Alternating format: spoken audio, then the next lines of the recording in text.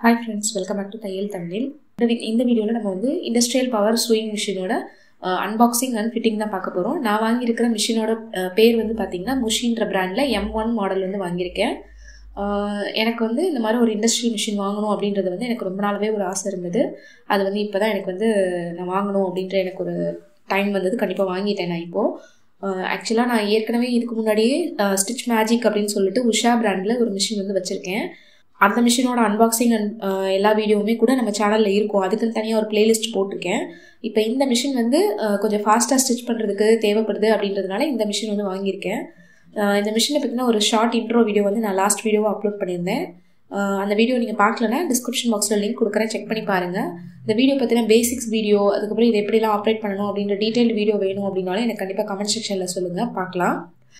இந்த industrial machine வந்து பார்த்தீங்கன்னா நான் வந்து ஆக்சுவலாக ஃபஸ்ட்டு இண்டஸ்ட்ரியல் மிஷின் வாங்குறதுக்கு முன்னாடி எந்த பிராண்ட் வாங்கலாம் அப்படின்னு சர்ச் பண்ணுறப்போ நான் வந்து இப்போது ஆஃப்டர் மேரேஜ் நான் வந்து சென்னையில் தான் இருக்கேன். சென்னையில் நிறைய பிராண்ட்ஸ் வந்து இருந்தது. நான் ஒரு 2-3 கடையில் வந்து விசாரித்தேன். அதில் வந்து இந்த முஷின்ற பிராண்ட் வந்து பார்த்தீங்கன்னா கடையில் வந்து சொன்னாங்க, நல்லா இருந்தது. ஜாக் மிஷினோட கம்பேர் பண்ணுறப்போ எல்லாருக்குமே பவர் மிஷின் இண்டஸ்ட்ரியல் மிஷினாலே இந்த ஜாக் மிஷின் தான் எல்லாருமே வாங்குறாங்க. நானும் ஜாக் மிஷின் தான் வாங்கணுன்ற ஐடியாவில் தான் இருந்தேன். பட் நான் வந்து நேரில் போய் கேட்கும் போதும் சரி, எல்லாமே பார்க்குறப்போ எனக்கு வந்து இந்த மிஷின் வந்து அதோட நல்லா இருந்த மாதிரி தோணுது. அதனால் இந்த மிஷின் வந்து வாங்கியிருக்கேன். நான் நேர்லேயும் போய் ஸ்டிச் பண்ணி பார்த்தேன். எனக்கும் இது கம்ஃபர்டபுளாக நல்லாவும் இருந்தது. நார்மல் பவர் மிஷின் எல்லா இண்டஸ்ட்ரியல் மிஷின்ஸ் மாதிரி தான் இதுவும் ஒர்க் ஆகுது. இதுவும் வந்து நல்ல ஃபெமிலியரான பிராண்ட் தான். மார்க்கெட்டில் வந்து 6 to 7 இயர்ஸாக இருக்கிறதா சொன்னாங்க. நானும் செக் பண்ணி பார்த்தேன். யூடியூப்லேயே நிறைய வீடியோஸ் எல்லாமே போட்டிருந்தாங்க. இது போக இன்னும் நிறைய மாடல்ஸும் வந்து இந்த மிஷின் பிராண்டில் இருந்தது. வேறு மிஷின் பிராண்ட்ஸும் வந்து இதே மாதிரி இண்டஸ்ட்ரியல் மிஷின்ஸில் காமிச்சாங்க. ஜாக் F5, அதுக்கப்புறம் சிங்கர், இந்த மாதிரி மிஷின்ஸை கம்பேர் பண்ணுறப்போ இதில் வந்து கொஞ்சம் சவுண்ட் கம்மியாக இருந்தது. மேபி புது மிஷினாக இருக்கிறதுனால அப்படி இருக்கலாம். நான் வாங்கி போகிறது இப்போ தான் ஒரு 20 days ஆகுது. இது வரைக்கும் எனக்கு எந்த ஒரு சவுண்டில் ஒன்றும் பிரச்சனைலாம் எதுவும் இல்லை. 2 years வாரண்டி கொடுத்துருக்காங்க. மிஷினை வந்து நான் இப்போ ஃபுல் வியூ உங்களுக்கு காமிச்சிருக்கேன். அடுத்து வந்து அவங்க ஃபிட் பண்ணுறது எல்லாமே நான் வந்து வீட்டுக்கே வந்து தான் ஃபிட் பண்ணி கொடுத்தாங்க. நான் ஃபுல்லாக வந்து வீடியோ உங்களுக்கு ஃபுல்லாக காமிக்கிறேன், நீங்கள் பாருங்கள். சப்போஸ் டோர் டெலிவரி எடுத்துகிட்டு நம்மளே ஃபிட் பண்ணுறதுனாலும் பண்ணிக்கலாம். அந்தளவுக்கு ஈஸியாக தான் இருந்தது. உங்களுக்கு வீட்டில் வந்து ஃபிட் பண்ணுறதுக்கு ஆள் வந்து உங்களுக்கு இருக்காங்க, நம்மளே ஃபிட் பண்ணிக்கலாம் அப்படின்னா நீங்கள் வந்து நீங்களே கூட டோர் டெலிவரி எடுத்துகிட்டு நீங்கள் வந்து ஃபிட் பண்ணி வாங்கிக்கலாம். நான் வாங்கின கடையில் வந்து பார்த்தீங்கன்னா நீங்கள் வந்து அவங்களே வீட்டுக்கு வந்து பண்ணி தருவேன்னு சொன்னாங்க. அதனால் அவங்களே வந்து பண்ணிட்டாங்க. நான் அதை வந்து வீடியோ எடுத்திருக்கேன். சப்போஸ் ஃபிட்டிங் வீடியோ யாருக்காவது தேவைப்படுச்சுன்னா இந்த வீடியோ ரெஃபர் பண்ணிக்கோங்க.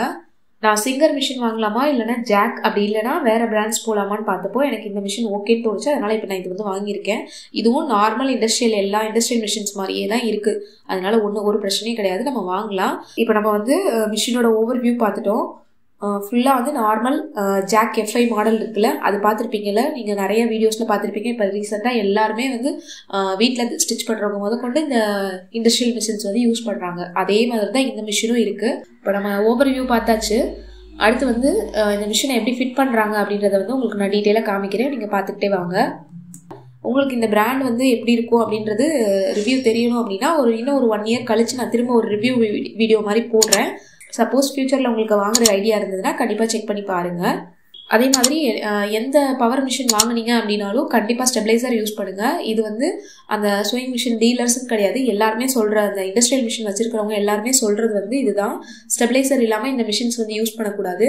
ஏன்னா முன்னாடி கொடுத்துருந்த மிஷின்ஸ்லாம் மோட்ரு வந்து ஹெவியாக இருக்கும். இதில் வந்து மோட்ரு சிஸ்டம் வந்து கம்மியாக இருக்குது. அதோட ஹெட் பார்ட்லேயே இருக்குது.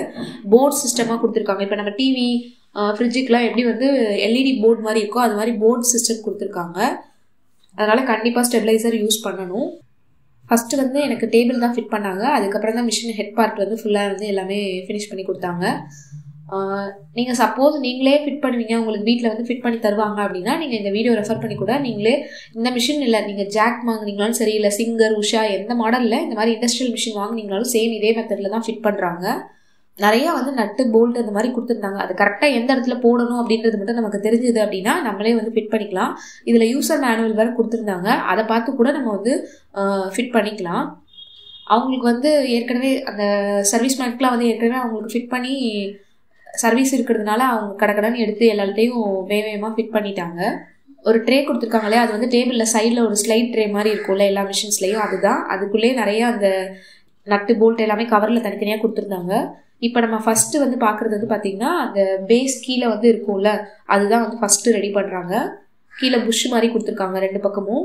அதை போட்டுட்டு ஒரு சைடு வந்து லெக் மாதிரி இருக்குல்ல அதை வந்து செட் பண்ணிட்டாங்க. ஹைட் வந்து அதுக்கேற்ற மாதிரி அட்ஜஸ்ட் பண்ணி நமக்கு எவ்வளோ ஹைட் வேணுமோ, அதாவது ரொம்ப ஹைட்டாக வேணுமா இல்லை ஷார்ட்டாக வேணுமா அது மாதிரி பார்த்துட்டு நல்லா நட்டு போல்ட்டு போட்டு நல்லா டைட் பண்ணியிருக்காங்க. இதே மாதிரி இன்னொரு லெக் ரெடி பண்ணியிருப்பாங்க, அதையும் பாருங்கள். சப்போஸ் ஹைட் நமக்கு கம்மியாக வேணும்னா கூட அந்த மாதிரி பண்ணி தருவாங்கன்னு நினைக்கிறேன். பட் இதுதான் வந்து நார்மல் ஹைட்டு. உங்களுக்கு ஒரு ஸ்டூல் போட்டு ஸ்டிச் பண்ணுறதுக்கு இந்த அளவுக்கு நீங்கள் ஃபிட் பண்ணிங்கன்னா தான் கரெக்டாக இருக்கும்.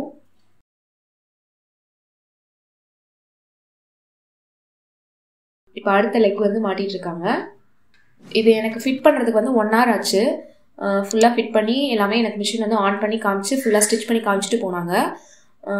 நம்ம வீட்டிலே பண்ணுறோம் அப்படின்றப்ப கொஞ்சம் பொறுமையாக பண்ணுறதுனா கொஞ்சம் இன்னும் டைம் எடுக்க தான் செய்யும். மிஷினோட ரேட்டு எல்லாமே நான் வந்து வீடியோட லாஸ்ட்டில் சொல்லியிருக்கேன். கண்டிப்பாக வீடியோ ஸ்கிப் பண்ணாமல் ஃபுல்லாக பாருங்கள்.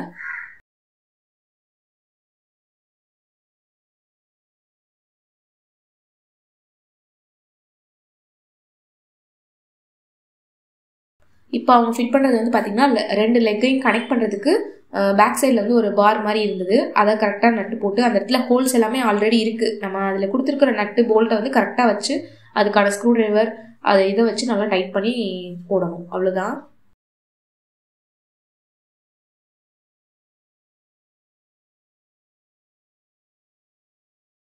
இப்போ ஃபுல்லாக அந்த ஸ்டாண்ட் வந்து தலையில திருப்பி போட்டுட்டு அடியில் ஒரு பார் மாதிரி செட் பண்ணாங்க. இது எதுக்குன்னா நம்மளோட பெடல் மாதிரி ஒரு ஏரியா வரும்ல, அந்த பெடல் வந்து ஃபிட் பண்ணுறதுக்கு தான் இந்த குறுக்க வந்து பார் மாதிரி வச்சு அந்த இடத்துல நட்டு போட்டு டைட் பண்ணுறாங்க. இது வந்து கரெக்டான ஈக்குவலாக இருக்கணும் 2 சைடும், அந்த மாதிரி அவங்க செக் பண்ணி பண்ணாங்க. பார்த்தீங்கனாலே உங்களுக்கு தெரியும் 2 சைடும் கரெக்டான டிஸ்டன்ஸில் வச்சு இந்த நட்டு போல்ட் வந்து வச்சு டைட் பண்ணாங்க. இப்போ செக் பண்ணுறாங்களா, இந்த சைடு கிராஸாக இருக்கா அப்படின்றத செக் பண்ணிவிட்டு இன்னொரு சைடும் நல்லா டைட் பண்ணி வச்சுக்கிட்டாங்க. 2 சைடும் ஈக்குவலான டிஸ்டன்ஸில் இருக்கணும், அப்போ தான் நமக்கு வந்து அந்த பெடல் வந்து கிராஸாக இருக்கா இல்லாத மாதிரி இருக்கும். கீழே இருக்கிற டேபிளோ இந்த ஸ்டாண்டோ இது எதுவுமே வந்து அந்தளவுக்கு வெயிட் இல்லை. மிஷினோட அந்த எண்ட் இருக்குல்ல அதுலேருந்து செக் பண்ணுறாங்க. இப்போ வந்து ஸ்டாண்டை வந்து நேராக போட்டுட்டு பெடலை வந்து நமக்கு ஃபிட் பண்ணி காமிக்க போகிறாங்க.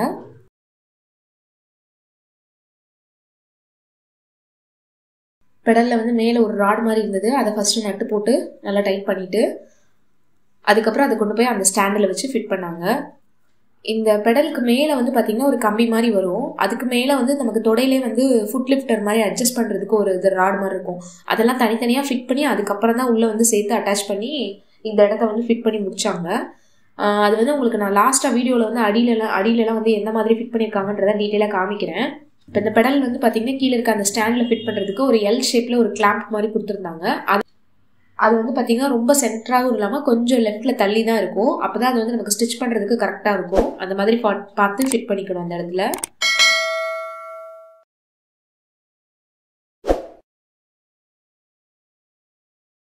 இப்போ கீழே ஸ்டாண்டு ஃபுல்லாமே ஃபினிஷ் பண்ணிட்டாங்க. இப்போ அடுத்து வந்து டேபிள் எடுத்திருக்காங்க. டேபிளும் வந்து பார்த்திங்கன்னா ஃபஸ்ட்டு இந்த மாதிரி ஹோல்ஸ் எல்லாமே போட்டு ப்ளைனாக தான் நமக்கு வந்தது. இதில் தான் ஃபுல்லாக வந்து எல்லாத்தையும் ஃபிட் பண்ணிவிட்டு மேலே ஹெட் பார்ட்டை தூக்கி நம்ம உள்ளே வச்சு ஸ்டிச் பண்ணுவோம். நல்ல நீளமான டேபிளாகவே இருக்கும், ஒரு 3 feet மேலே இருக்கும். அந்த டேபிள்லேயே வந்து பார்த்திங்கன்னா ஒரு சைடு ஃபுல்லாக இன்ச்சு அப்புறம் சென்டிமீட்டர் அளவுகள் எல்லாமே கொடுத்துருப்பாங்க. பேக் சைடும் இந்த மாதிரி ஹோல்ஸ் எல்லாமே கொடுத்துருக்காங்க. பார்த்தீங்கனாலே உங்களுக்கு தெரியும். வீடியோட ஸ்டார்டிங்கில் ஒரு பாக்ஸ் மாதிரி இருந்ததுல அந்த பாக்ஸ் வந்து இந்த டேபிளோட லெஃப்ட் சைடில் வரும். அந்த பாக்ஸை வந்து இந்த மாதிரி சின்ன சின்னதாக பிளாஸ்டிக் ஸ்டிக் மாதிரி கொடுத்துருந்தாங்க. அதில் வச்சு 3 ஸ்க்ரூ மாதிரி தான் போட்டு விட்டாங்க. நல்லா கரெக்டாக ஸ்லைட் ஆகிற மாதிரி இருந்தது. இது மோஸ்ட்லி நம்ம ரொம்ப யூஸ் பண்ண மாட்டோம் இந்த ஸ்லைடிங் பாக்ஸ் வந்து. ஏன்னா நம்ம நிறையா திங்ஸ் வந்து வச்சுருக்கோம் அப்படின்னா அதெல்லாம் வந்து இதுக்குள்ளே பத்தாது. இதில் வந்து வேணுங்கிற அந்த ஸ்க்ரூ ட்ரைவர் அந்த மாதிரி ஐட்டம்ஸ் மட்டும் போட்டு வச்சுக்கலாம். மிஷினுக்கு தேவையான ரொம்ப இம்பார்ட்டண்டான விஷயம் மட்டும் இதில் போட்டு வச்சுக்கலாம். இதுவும் கரெக்டாக சென்டராக இருக்கா, ரொம்ப கிராஸாக இல்லாமல் இருக்கான்றதை பார்த்து நல்லா டைட் பண்ணி எடுத்துக்கிட்டாங்க. இப்போ டேபிளில் இந்த பாக்ஸை ஃபிட் பண்ணதுக்கப்புறம் இதை அப்படியே தூக்கி கொண்டு போய் அந்த ஸ்டாண்ட் வந்து ஃபினிஷ் பண்ணி வச்சுருந்தாங்க இல்லையா, அது மேலே தூக்கி அப்படியே வச்சுட்டு ஸ்க்ரூ பண்ணி விட்டுட்டாங்க. அதுலேயே ஒரு 4 போல்ட்டு தான் போட்டிருப்பாங்கன்னு நினைக்கிறேன். ஏன்னா அந்த ஸ்டாண்டில் வந்து 2 லெக்ஸ்லேயும் 2 போல்ட்டு தான் இருந்த மாதிரி இருந்தது. கரெக்டாக அதை மட்டும் வந்து போட்டு விட்டுட்டாங்க. அவ்வளோதான். இந்த சப்போர்ட்டில் தான் அந்த டேபிளே வந்து ஃபுல்லாக கரெக்டாக இருந்தது. இப்போ அடுத்து வந்து இப்போ நம்ம ஹெட் பார்ட் வந்து பார்க்க போகிறோம். மிஷினோட ஹெட் வந்து தனியாக இந்த பாக்ஸில் வந்துருந்தது. இதுக்குள்ளே மேலே ஒரு சின்ன பாக்ஸ் இருந்தது. அதில் வந்து பார்த்திங்கன்னா நம்ம அந்த மிஷினோட கீழே கண்ட்ரோலர் மோட்டர் இருக்குல்ல, அதுக்கப்புறம் வந்து பெடல்லேருந்து வர்ற அந்த ராடு, தொடையில் நம்ம தட்டுவோம்ல ஃபுட் லிஃப்டர், இது எல்லாமே தனியாக இந்த ஒரு சின்ன பாக்ஸில் இருந்தது. அது போக மிஷின் க்ளோஸ் பண்ணுறதுக்கு ஒரு கவர் ஒன்று கொடுத்துருந்தாங்க. அதுதான் அந்த பெரிய பாக்ஸில் இருந்தது பார்த்தீங்க. இப்போ இதுக்குள்ளே வந்து பார்த்தீங்கன்னா நான் சொன்னல அந்த நீடில் பார் மாதிரி இருக்கும் மேலே வந்து டேபிளுக்கு மேலே அது. அதுக்கப்புறம் இப்போ அவங்க காமிக்கிறது வந்து பார்த்தீங்கன்னா ஃபுட் கண்ட்ரோலர் இருக்குல்ல அந்த பார்ட்டு. இது வந்து டேபிளுக்கு அடியில் இருக்கும் நமக்கு.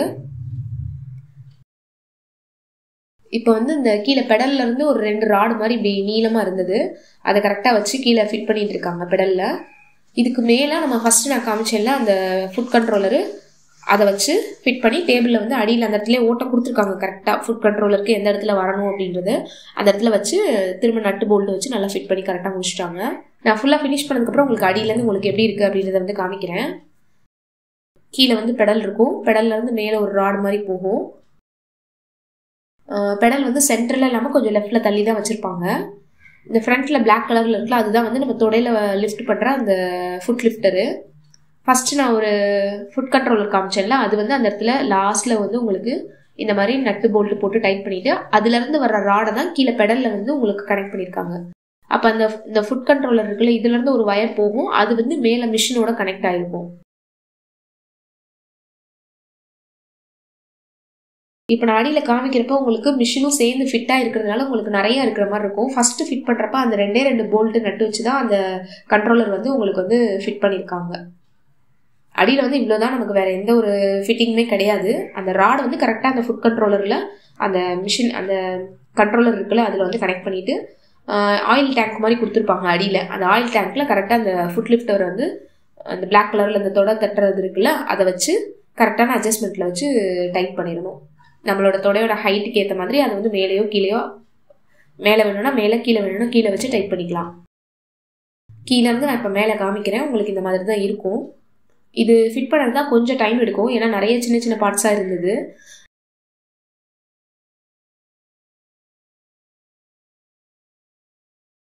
இப்போ நம்ம ஓப்பன் பண்ணுறது வந்து பார்த்திங்கன்னா நம்ம இப்போ ஃபஸ்ட் வீடியோவிலே பார்த்தோம்ல அதுதான் அந்த ஆயில் டேங்க் தான் பார்க்குறோம்.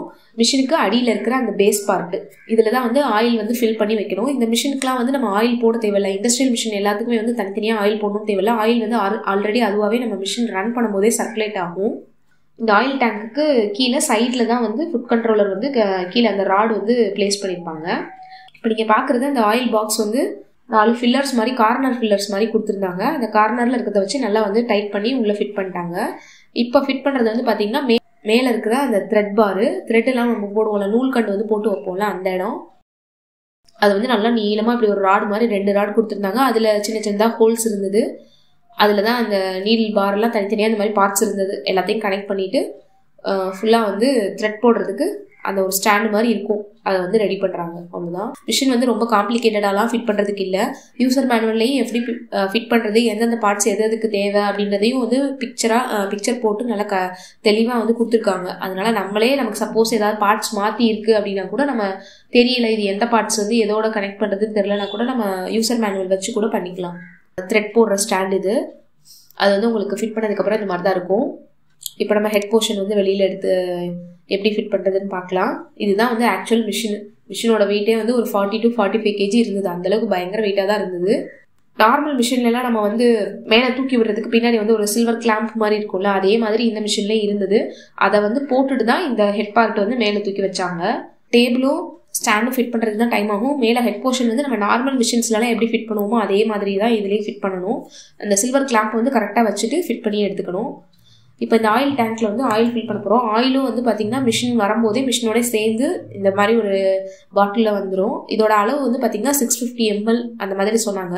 பட் நெக்ஸ்ட் வந்து நம்ம இந்த ஆயில் எப்போ மாற்றணும் அப்படின்றது வந்து பார்த்திங்கன்னா ஃபஸ்ட்டு புது மிஷினாக இருக்கும்போது ஒரு 1 month to 1.5 month மாற்றலாம் அப்படின்ற மாதிரி சொன்னாங்க. ஆயிலோட கலர் வந்து உங்களுக்கு நல்லா பியூராக இருக்குது.